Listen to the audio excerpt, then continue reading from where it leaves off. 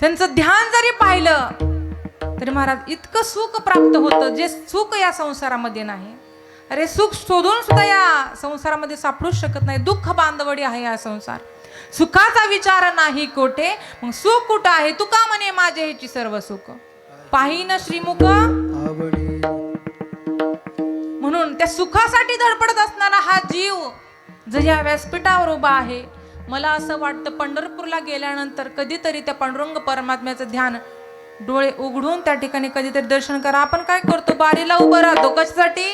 भगवंताचं दर्शन व्हावं म्हणून बारीला राहतो माऊली उभा. पण नेमकं विठुरायाच्या समोर गेल्यानंतर डोळे जागतो.